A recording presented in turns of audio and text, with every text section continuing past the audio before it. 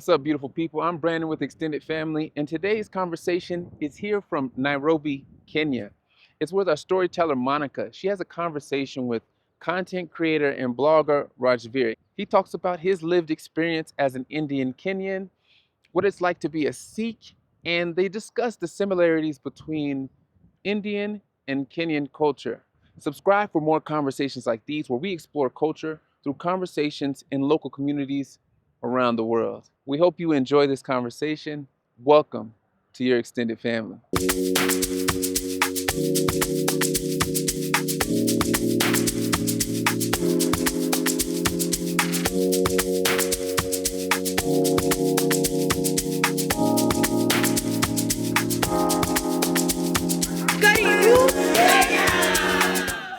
Hi, I'm Monika, and this year I'm traveling the world with Extended Family in partnership with Remote Year. Today we have Rajvir with us, and this is the first time that I've got somebody to a place that I know in Nairobi, which is kind of I would call it like a small win for me, because of course he's a local from here. But I've been working at this space since we're in Workstyle Africa, and it's a wonderful workspace. Although he's helped me set up the camera because of, you'll know why shortly. And I'm looking forward to this conversation, Rajvir. Thank you so much. Likewise. Thank you so much for having me. Yeah. Super excited to be here. Yes, likewise. So I've been like about almost 3 weeks in Kenya now, and I've touched base on your videos, your work. It's been very interesting. I've seen Kenya from your eyes a lot, and thank you so much for creating what you create. I'd love for our viewers to know what you do, and of course I know that you're from here, but maybe we'll touch base on like the work first, and then we'll get into where you come from. Yeah, for sure. Yeah, again, thank you so much for having me. Super excited to be here, and I'm glad to hear my videos have helped you through your trip here. And I've actually had a lot of people who come to Kenya and they're like, oh my gosh, you saved my life, your videos, like they've shown me everything that I need to do over here. So it's helped them navigate, the city and stuff. So what I do is I make travel videos, and I started off, I wanted to travel the world, and I was going to all these different countries internationally, making videos about them, and I would often meet content creators and they would tell me like, you have such a beautiful country where you come from, and you make really nice videos. Why don't you go make videos about your country? So I started making videos about Kenya. So born and brought up in Nairobi, and I'm a Kenyan citizen, Indian living in Kenya. And so I've just been making videos about how you can travel here, the things you can do, and that is my main passion and my main line of work. That's awesome. Yeah, I think sometimes we underestimate our country a lot. Like when I didn't make a lot of videos about India or Singapore until people told me that we are interested in seeing this, and then once I started making it, I felt like I got a lot more traction when I started talking about my own country. Do you feel like you underestimated it in certain ways? Yeah, it's very interesting. I mean, there's a certain perspective you look at things, and you like, so being born and raised in Kenya, like I kind of took it for granted. There's always this grass is greener on the other side kind of thing that we grow up with.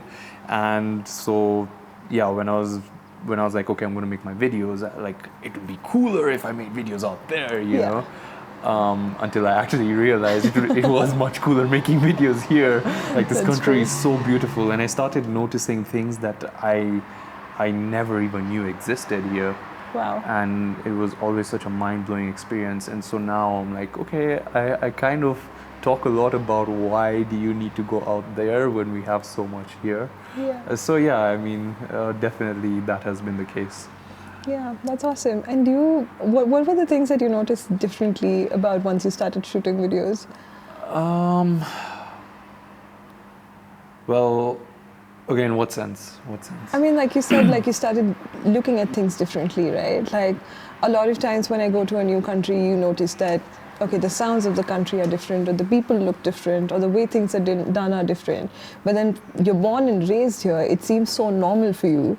Yeah. So when you started picking up your camera and shooting it, did you feel like, oh, this is something that maybe a tourist would find interesting, but it's so normal for me?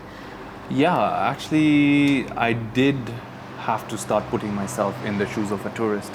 So when I was a kid, we'd go a lot to the national park, and like I've seen lions countless of times. I've seen zebras countless of times. They're like a normal animal. They're like a chicken to me. So when I had to start making my videos, I had to put myself in the shoes of a tourist, because I would notice. I had a couple of friends from abroad who I traveled with, and when they'd see a zebra, they'd go crazy. Yeah. And I'm like, okay, I need to show the same level of excitement in my videos, so that these other people who have never experienced these things before can feel that same sort of experience that they would feel when they come here. So yeah, then I kind of had to relearn to fall in love with these different things. Yeah. But I love the beach, and I feel like every time I go there, it's always like a new experience for me. So that has been a very easy thing to showcase in, like, you know, getting into a tourist shoes, and like, you know, showcasing. I have that level of excitement there. Yeah. So yeah, then there is that level of research of like, okay, I'm going back to this place and I want to showcase new things. I want to make a new video about this place. Maybe let me do some more research. Yeah. And then when I go there and I find new things, I'm like, oh, whoa, this existed. So cool. Yeah. Yeah, that is very interesting. That is interesting. That's amazing, actually, and it does give you a lot of perspective, of course, when you know, try and shoot and talk about your country in a different way. That brings me to, you know, talking about lions and zebras and like living with them. So for us, I mean, of course, we have quite a few animals in India. I am originally from there, and I mean, still, I'm very excited to see, you know, this kind of wildlife. And what is it like growing up with like a national park right beside you? I think it's so fascinating. I still haven't been to the Nairobi National Park. Haven't? But Oh my gosh, you're missing out. yeah, but I really need to go. But it's crazy when I think about like, oh, you're just living next to a lion. Or like, I don't know how to put it in perspective, but you can tell me what it feels like. Okay, so it's kind of bizarre for sure. I mean, we have, like, this is the only city in the entire world that has a national park in, like, inside. But the way the city is set up, a lot of people in the city don't know about the animals in the national park. So there's still kind of a level of unawareness, which is, it's so interesting, but at the same time, like, that makes it special. I don't know if that makes sense. Yeah. Because I'm living in the city and I'm not aware that there's like lions going to come in, you know, come into my compound or something, which they don't actually. I mean, they can't come out of the national park. Sometimes they do, but then we have the KWS that to get them, and they put them back in the national park. But like, yeah, I mean, when you're in the city, like the awareness of the national park, it's kind of not there. It's more like, yeah, I'm in the city. So it's kind of like a bizarre feeling. And I mean, when a tourist comes and talks about it, you're like, oh, actually, yeah, we do have a national park. I should go. That is true. That is true. I know. I feel that when I've spoken to like other people as well. But I mean, when I think about it, I'm sure this would have evolved with a certain period of time, right? Like, it would have been like an open ground where animals, this is what my imagination goes to, but like, I can be incorrect about it, but like, you know, there would be like no fencing around the national park. There would be no development, and slowly the government has like made up these national parks of like Masai Mara, then Amboseli, like where. But do you know what Kenya was like when, you know, there were no national parks and people were just, I mean, not like animals were just like roaming around wild? Was it really that wild? It was a very, very, very, very long time ago. Yeah. Maybe the 1950s. I know my dad used to tell me stories about, okay, still you have residential, but you don't have like lions walking through the residential. I think when,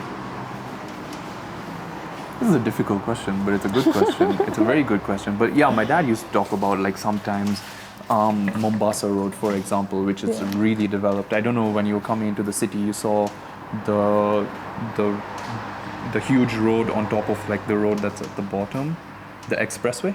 Yeah. I've been So on the like expressway.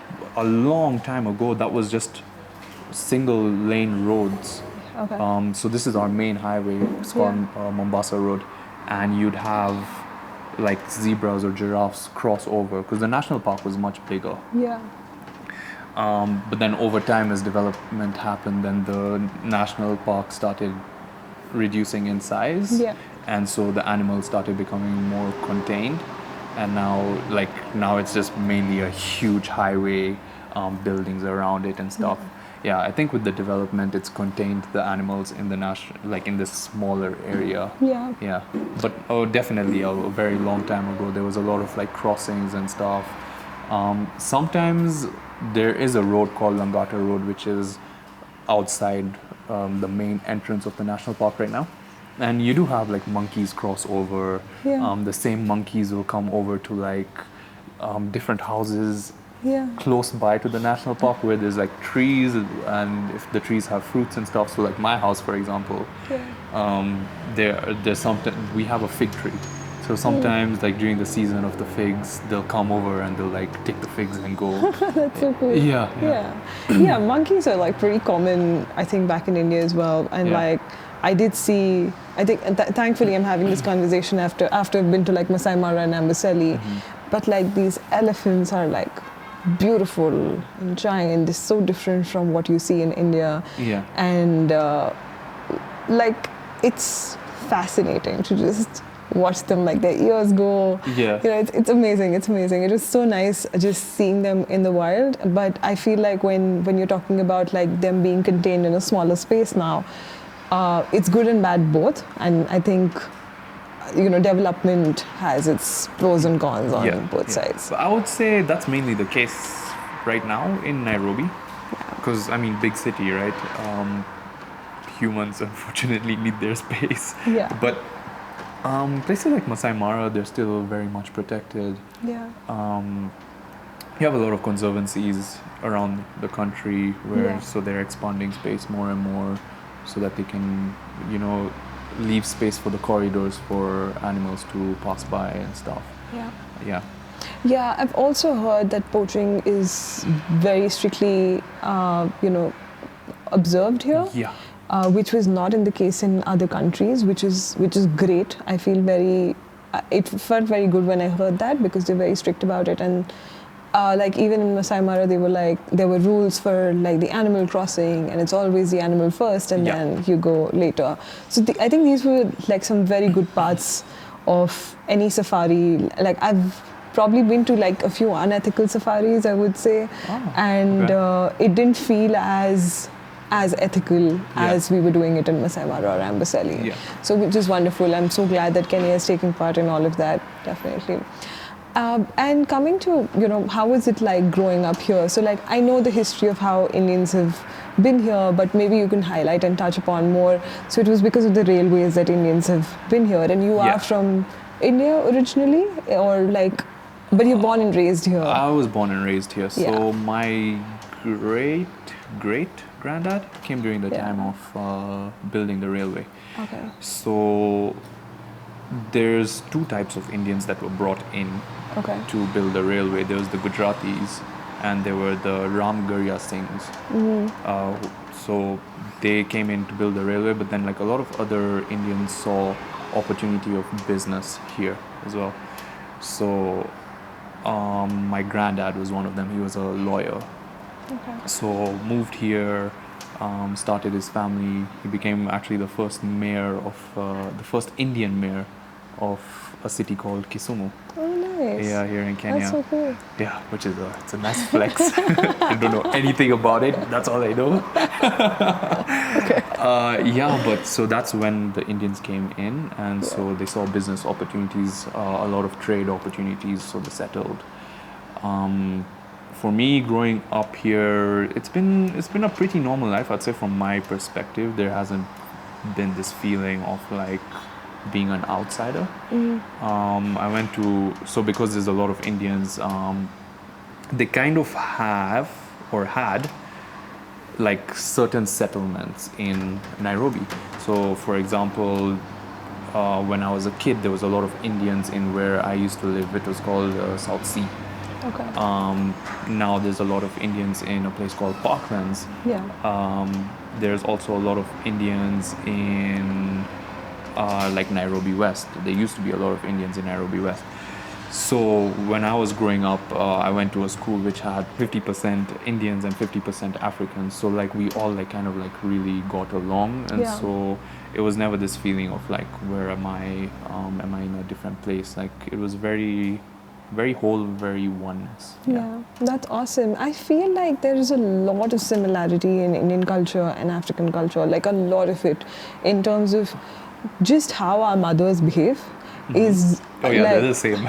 it's so similar. Like I'm traveling with a group here, and my roommate was a 50-year-old African woman, and she's exactly like my mother. Yeah. And like even in like different tours or boat rides that I've been to, I've seen mothers just taking care of their children exactly the way Indian moms would.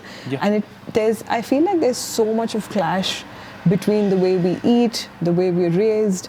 Yeah. And just I've been very happy with the food here, by the way. Just like it's so it has all the spices, it has everything that my taste buds would need. Yeah.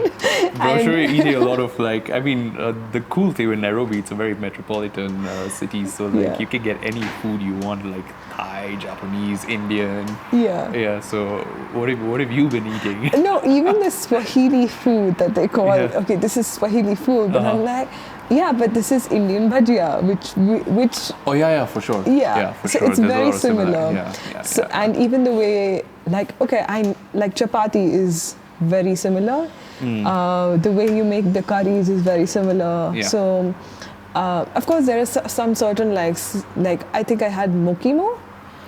So mokimo was okay. It's different. You use a lot of arrowroot, and maybe it's like a little different from India. But like overall, I feel like the processes and the upbringing, the values even are the same. Yeah. And maybe that's why. Do you feel like it was just easier for you to just blend in? I guess so. Yeah. I mean, if I was to compare it to like the Western side of things, like like a Western country, it's more like, I can go and do whatever I want. But then when you talk to like your African friends, they're like, dude, how did you quit studying to go and become a vlogger? Like, that's crazy. My mom would never let me do that. And I'm like, my mom didn't let me either initially. So like, there's a lot of connection in that sense. I think the upbringing, there's a lot of values in the way they've been brought up and we've been brought up. Very similar. But I don't know. I feel like just generally the way I've been brought up, it's like, so I'm a Sikh. Yeah. And we're taught like everyone is equal. Yeah. So I think even maybe in those teachings as a kid, like I've always just seen everyone as like, the same. Yeah. So that's why I've never really felt a sort of disconnect in terms of like where I'm at and who I'm hanging out with. Yeah, that brings me to our communities as well. Like I'm a Sindhi, but then we follow Sikhism back home. And that's why you're wearing a kara. Yeah. Okay. So I mean, we do. I'm not like 100% Sikh. So like my parents are not Sardars. Yeah. But I believe that's for you. Is that the case? What? I mean, do you follow everything of Sikhism, and like you don't cut your hair, and is that like your parents? Yeah. So it's but then I went to the Gurdwara here, the Sikh temple. I definitely have to go to one more, and I was very surprised by the amount of Sikhism culture actually in the community. It's amazing. I mean, I have been to a lot of Gurdwaras around the world, and it's one thing that I'm very proud about the Sikhism community as well, that we spread worldwide. We're everywhere. Yeah. We're everywhere. We try to bring across community culture, community kitchens, helping people. So even the Sikh temple that I went to here, it had an ambulance, and that's like the similar things that I find in India, of course. Like there's a lot of community giving, and it made me feel really happy when I was like, okay, they're following it everywhere. But do you know the history of how it happened, because it's not easy to develop such a big gurdwara, and there are multiple. Yeah. There are multiple Sikh temples here. Yeah. And there might be, of course, a lot of. I feel, and not just Sikh temples, right? Like I went to the Gujarati Haveli as well, Yeah. and it's not. And then there are other temples. It's not easy to make a land so big, and establish a temple there in a different country, and you have to have. I feel like you have to have some influence to do it. Yeah, there is Indians have a huge influence here because a huge part of the economy is, Indian industrialists. So, I mean, when you become big in like your industries, then you also get your connections with the government, right? Yeah. But I feel like it's been that case of, when we moved here and, people started doing their trade and getting rich, then it's easy to buy land. Yeah. So Indians own a lot of land in different parts of the country, and like there's a lot of community land. So where there's community land, you can build a temple. Yeah. I mean, especially the temples are being funded by influential people. Yeah. Right, who will have connections in the government, and then of course the government will be happy to oblige, because either we'll get funding, or I mean they're even very open to us. Like we are, just a couple of years ago we were named, I think, the 43rd tribe. a tribe in Kenya. So they completely accept us as Kenyans now. So that's amazing. Yeah, so there's no issue in making a temple because we are now Kenya, right? Yeah. That's amazing, yeah. And what are the big businesses that Indians primarily operate into in Kenya? A lot of trade. So trade like what trade? Is there a lot of steel, maybe? Yeah, like it's trade in very many different industries. So like we have industrial area where we manufacture and sell stuff. So a lot of building stuff, tools, car parts, packets, paper bags, food items. Yeah, a lot of pretty much anything and everything. Basically, that's amazing. If it makes money, we're Indian. We're going to sell it. Yeah, that is true. That's quite in our blood. I feel like we're very good marketers and just businessmen by nature. By nature, that's true. That's true. I went. Sorry. So they really dominated, the trade and manufacturing industries, and so over time, with generations, if you're dominating something, then just grow bigger and bigger. Yeah. And does your family have a business here? No. Okay, so they came through the railways and then they got settled here, is what you mentioned. Yeah. Okay. And how easy is it to actually open, like, is the ease of doing business over here in Kenya good? That's a tough question. I would say it really depends on what you're doing.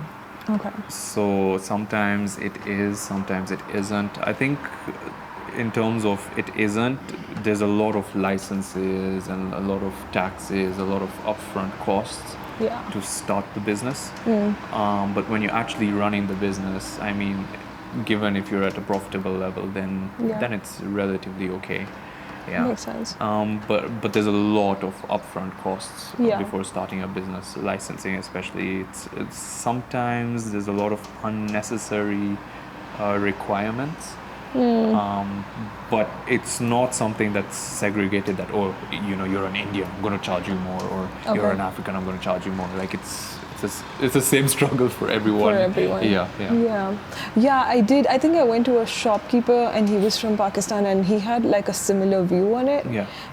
Saying like, if you have money, it's good.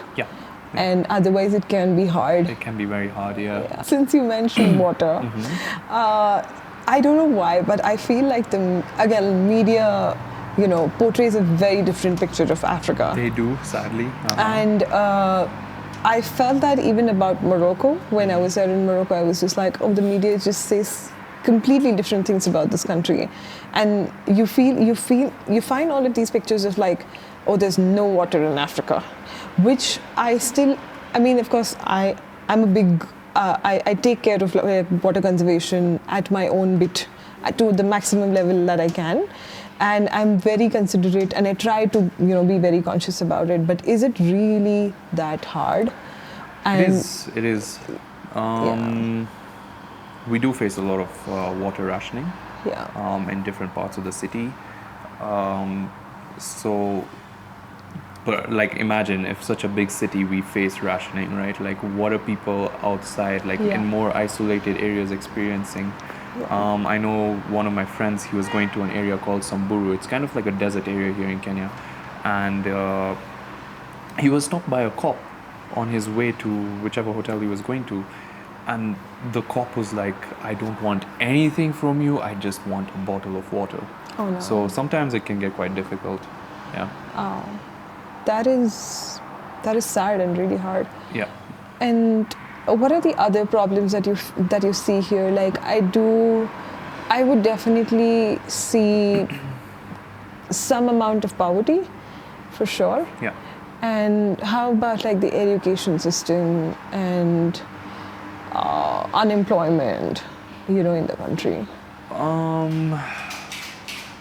Okay, I wouldn't have much to say about this, but so again, it's really dependent on where you are. So if you do have access to a school here in Nairobi, it's good. Sometimes students will face like teacher strikes and stuff, which kind of affects their studies.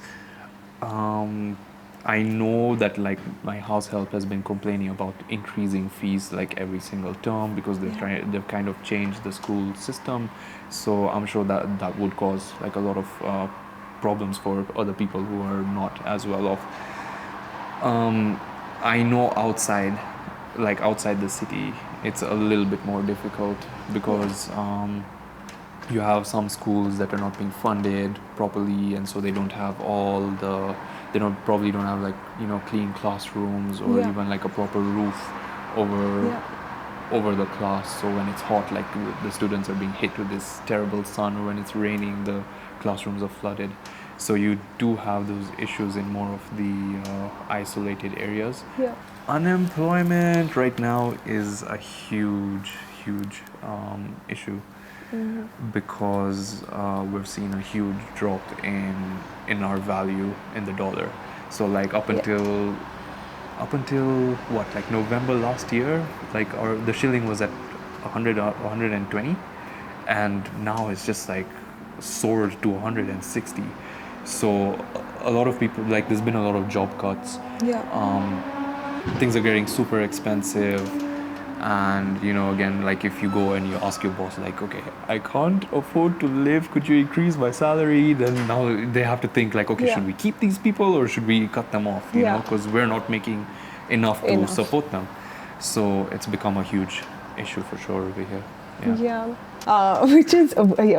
Brings me to schools, right? Like when you were talking about schools, I still see a lot of acceptance of the English language here, which should have been, I feel like it should have probably been more prominent even in the other countries that I've been to. But over here, people speak English so much more fluently. Like, I have no issue in like communicating with people. So it's funny. This is an amazing thing. So you can say Swahili and English are both first languages in Kenya. So it's mandatory to learn them in school. Yeah, that is really cool. At least I've been here again like 3 weeks, but I still engage with a lot of local people. Glovo, for example, like Glovo is in English. Thank goodness Glovo is in English. Or like otherwise I'm learning French all the time. And like I'm not like Glovo in like Morocco was in French, and I Oh, was wow. like, Yeah. oh, what is milk called? And then I would take like, I've faced the same thing. Like, oh, go to Thailand and like Yeah. words are now written in like squiggly lines. Yeah. And you're like, oh, okay, fine. yeah, and you don't know what you're ordering. Like in like a lot of times, like in Vietnam, I'm like, okay, I'll just add like 10 things. They're probably just going to be 10 different sauces that will come out. Yeah. But over here, it's been extremely easy, and I think that's because I mean, of course, it's your first language. That's one thing, but Kenya is also highly reliant on tourism. Is that why like people just No, understand? Well, in East Africa, Nairobi is like the central business hub, Yeah. I would say. So I mean to interact, I'm guessing to interact with these other countries and stuff, Yeah. English has been made a priority.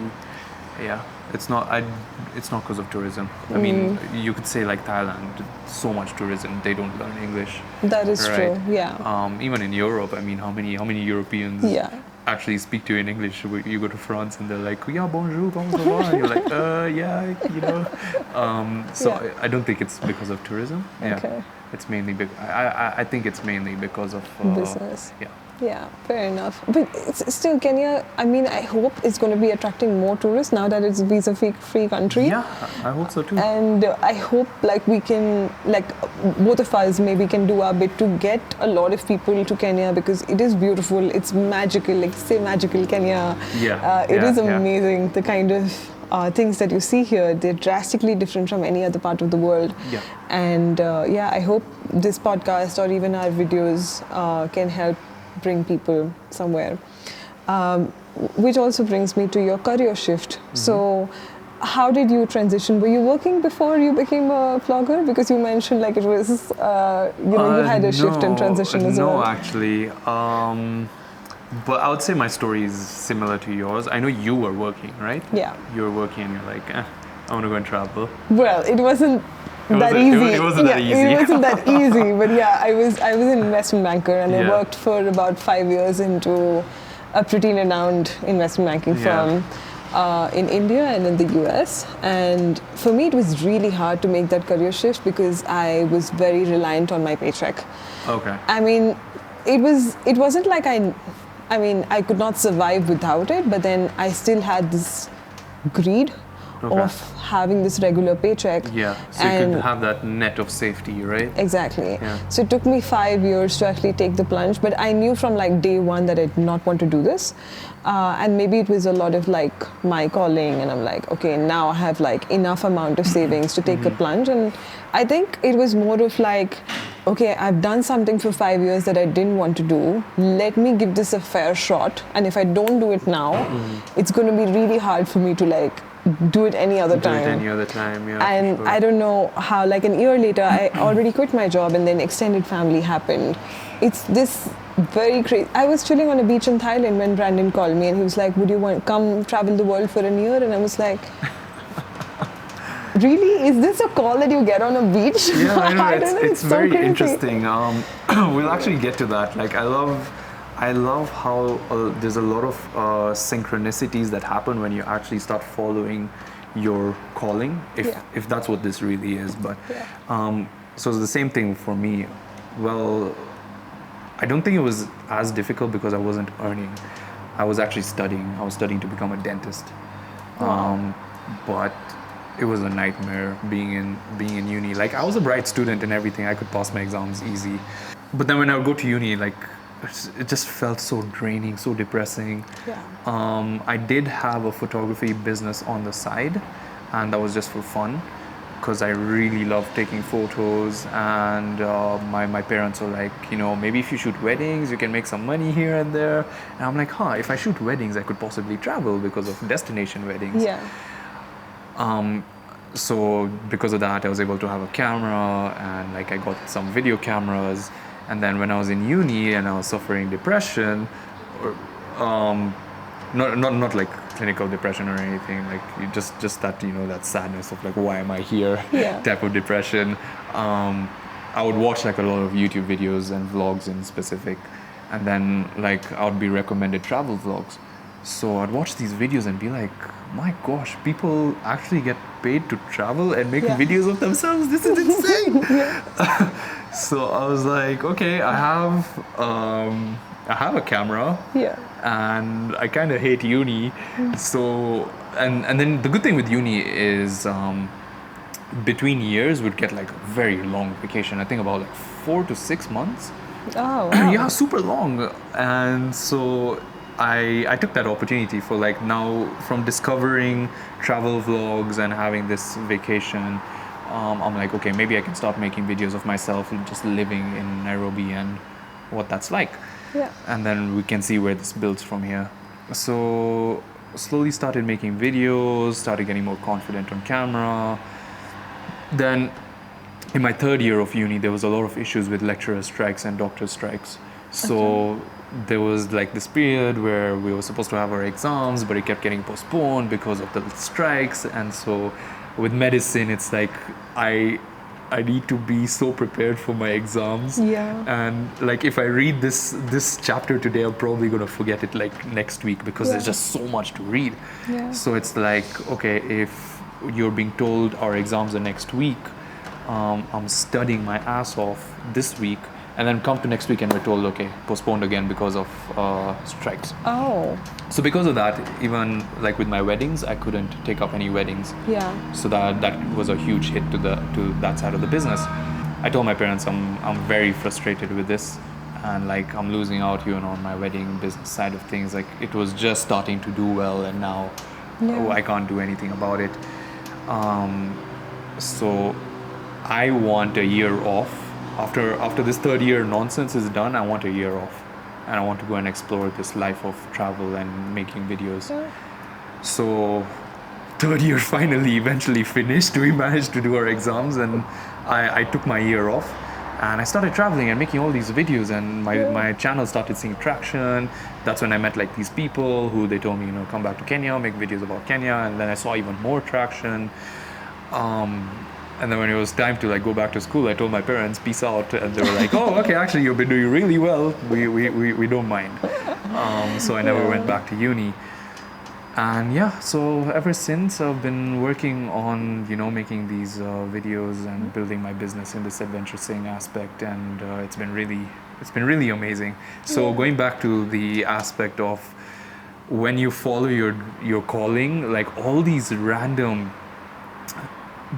huge things just happen. So for example, when I first traveled abroad to Thailand, I was making these videos, and there's this guy that I follow. He's one of my mentors now. I don't know if you know him, Los LeBlanc? Christian LeBlanc? No. You might have heard him. Huge fan of that guy. And like, so here I am in Thailand in like some random place, and he puts up a story like, I'm here also. Like, does anyone know what to do over here? And I tried messaging him. The guy has like a lot of followers, so I'm sure like, my DMs probably got buried in like the millions that he gets. But I went out with my friends that evening, and he happened to be there. And like, I just see him on the side of my eye. I go up to him and I tell him, dude, man, like I'm doing all this because like I watched your videos and like I'm so excited to see you. And like the entire night we had a whole conversation about like YouTube, and like even he was telling me, you should make videos about Kenya. So like at that point in my life, I was like, okay,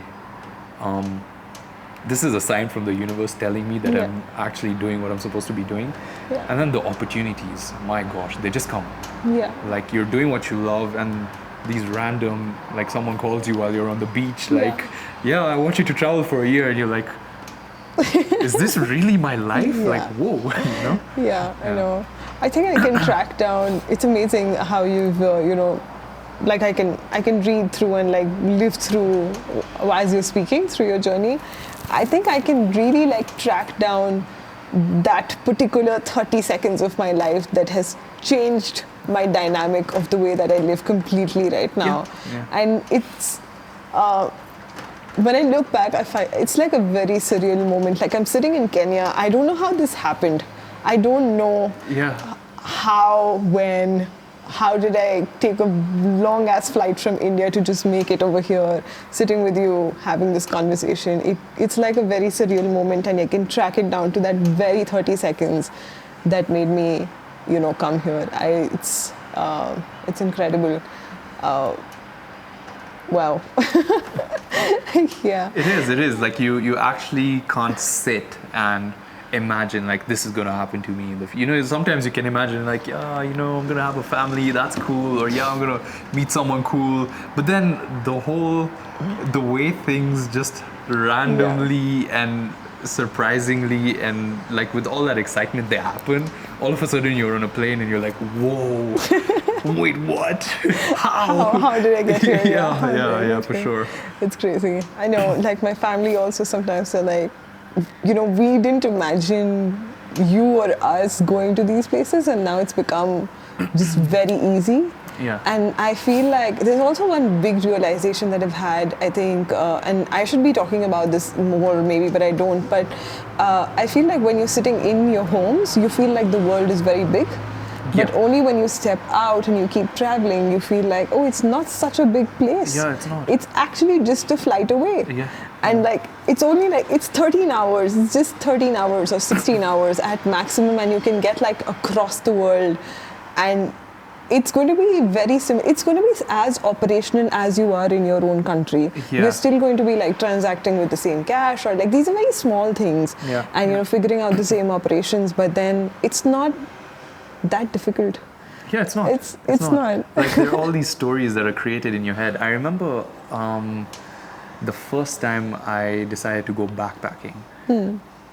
It wasn't like full on backpacking, but it was like, yeah, I just have like, just one bag with my clothes, and I'm just traveling solo, and I'm gonna meet like some friends, and let's see what happens.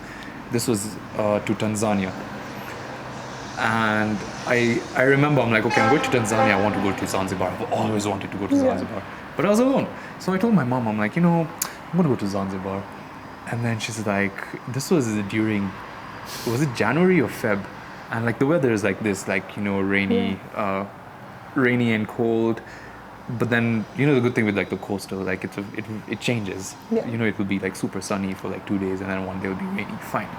So I tell my mom I'm going to Zanzibar, and she's like, no, you can't go, like the tides, they're like this and like that, no, and like we had a massive fight because of all this fear of someone who has sat home and has their set of beliefs, unfortunately through, maybe the media or what they've read from other stories, like, oh yeah, my son went and traveled alone and he fell off a cliff, and but like, was that really true? Was he drunk when he fell off the cliff? All these details are left out. So like my mom was so worried, and like she's like, you're not going, or I'll never speak to you again. Indian parents are. So I went for this trip, and I first went to my friend's place. We traveled a little bit together within Tanzania. And then I asked him, I'm like, dude, what do you think about going to Zanzibar? Like, what are the tides like? What's the weather like? And he's like, dude, it's good. You should go. Yeah. So I'm like, do you think you can come with me? Because my mom was pretty, iffy about me going alone. He's like, go alone. You'll have the time of your life. So I'm like, okay. So I had like 4 days left in Tanzania, and I'm like, let me go. Yeah. I went to Zanzibar. I stayed in a hostel, and it was like the best time of my life. That's so my cool. gosh, the weather was amazing. Wow. Blue ass water. The people I met at the hostel, I was like, this is what backpacking is like. and like very surprisingly, when people who are in their boxes think of hostel, they think of like this dirty, grungy, space that you have to share with other people. Dirty toilets, and I get here and I'm like, okay, maybe East Africa hostels like must be even worse if other people out there are talking about bad hostels. I come to this place and it's like a hotel, air conditioning, beautiful posters on the walls, cool. and like the bunk beds, they had like curtains and stuff, and I was like, whoa. Okay, I need to go to this hostel now. Dude, it was really good. Okay. It was so good. I don't know how it is right now. It's been a couple of years since, but wow, I was blown away. I was like, this is what a hostel is like. And that's when my backpacking lifestyle started. Yeah. That is a cool story. Yeah, I know. Hostels can be really fun. I think it's one of the best places to like. I mean, of course, it's budgeted.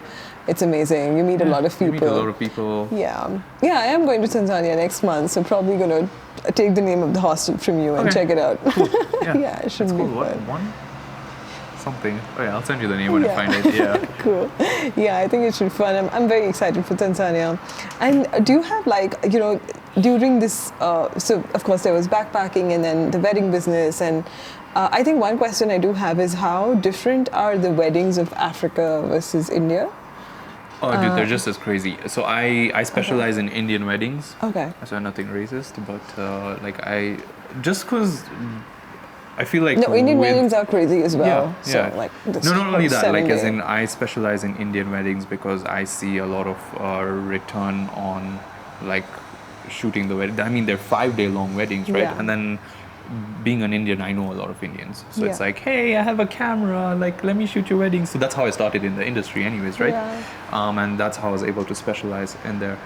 But yeah, like they're huge. Even the African weddings? Yeah. Wow. African weddings, yes, yeah. I mean, people do spend a lot of money on their weddings. The rich people, of course. But I can't say much about African weddings. I don't know much about them. Like I just know about Indian weddings, and I know they're just as grand as the ones that happen in India. Yeah. 5-day long, like let's throw all our money into like the decor and like the dancing and the booze. Super fun. Yeah, I know it can be really massive. Yeah. So backpacking, Indian weddings, vlogs, making a business out of it. So you're an entrepreneur. Basically, yeah. And do you have and of course you started from a college graduate and transitioning into entrepreneurship. Yeah. And are there I'm sure there are hard moments, right? Like as an entrepreneur, there are some really hard moments. I feel really lonely in my business. A lot of times I'm like, I don't have like a big ass team. Yeah. All the ideas are mine. And it can be an extremely lonely journey to be on. And what were the hard points for you, through this transition? Finances, I would say, has been a huge hard point. I mean, as like this young guy just getting into oh yeah, I'm gonna travel the world and I'm gonna travel for free, you start realizing, oh my gosh, I actually need money for certain things. I mean, I live in an Indian family, and you know how it is. If you want to take care of your parents, my parents are retired, so I have taken on the responsibility to take care of them. Yeah. So that means I have my house expenses, right? So yeah, I can travel the world for free as much as I want and enjoy it, but I have a family back home that I need to take care of. Yeah. Right. So at that point, it's okay, now I need to figure, how can I make some money out of this? Yeah. And then it's okay, is this money enough for me to continue traveling and take care of home, or do I have to add on something else to make that money to to continue with the support? Yeah. And so it's for me, I've always kind of faced this situation where I'll travel, I'll run out of cash, then I work on my other businesses, and it takes away from my travel. Yeah. So I've faced a lot of inconsistency in my YouTube channel and my Instagram because of that. Yeah. And then there's also this other thing in business where your energy you put your focus on, that grows. Yeah. So let's say if I was doing my vlogs and I did my vlogs full on consistent, no stops, no breaks in between, that's my full focus in there. Yeah. Right? That business would skyrocket. Yeah. So what I faced, and it's something that I've been working on with after the realizations, is if I'm doing my vlogs, my business starts, it goes up, and then I feel oh my gosh, I got to go back home and work again. So now I'm starting from scratch in another business, which is, let's say, my weddings. It grows, and then I'm oh my gosh, no, I need to go travel. Then you see, so I'm constantly starting from scratch. Is kind of what I've felt. Yeah, which is a huge thing that I've shifted over the last year. and now things are more consistent. Yeah. Things are more stable. So I think these are life lessons that you learn on the job. You don't learn them in school. Yeah. And That's true. again, like you said, this thing is very lonely. So you don't have people who will come and tell you that, hey, if you continue focusing on this, you'll be good. Just keep focusing. Like Yeah. like don't quit now. Don't quit now. And you have those people supporting you. Yeah. So that's why I'd say like mentors are really important. Yeah. I've worked with, and the investment in mentors really, really important. They will tell you like, I know you want to quit. I know you want to go back home and like just a little bit more, and then Yeah. you'll see the exponential boost in Yeah. your business. So that has been definitely over the past few years has been a little bit of an issue that has finally been overcome. And then again, like the loneliness thing, that's for Yeah. sure. You can meet people like-minded, but they're all the way in India or they're all the way in Europe, and you're Yeah. like, okay, how can we like Yeah. stay in communication every day? Like I would love to just sit with these people and hang out Yeah. like every weekend Yeah. and just talk about content and talk about business, but they're all the way in other countries. Yeah. So that's also been like a huge issue. Absolutely. What else? I understand. I think mainly those two, and then with business solving problems. But I find that fun. Like when you have a little bit of an obstacle, it's like, Yeah. okay, how am I going to overcome this? And then you overcome it, and you're like, yeah, I did it.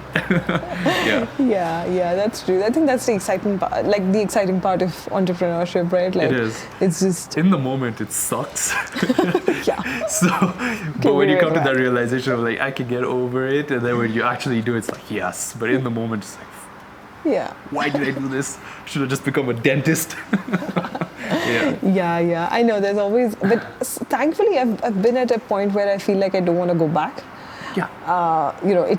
At least I had that. And I think I had a mentor, and she told me something like, there's a point where you know that what you're running from. Like when I quit my job, I was like, I know I'm running from this like 16-hour work job. I still work 16 hours, as on my business, but Yeah. I don't find Probably it even as more. bad. Yeah, maybe even more, but I Yeah. don't find it as bad because I'm working for myself. Yeah. But then you know what you're running from, but then after the point you have to understand what you're running towards.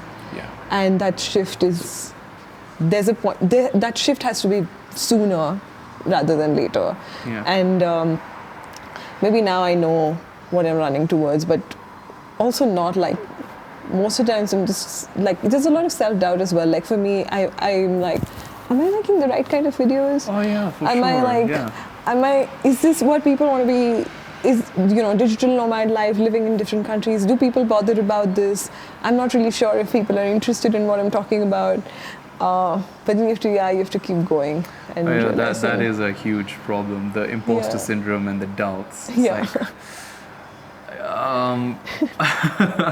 For the longest time, I had that issue. Yeah. But then I have a lot of.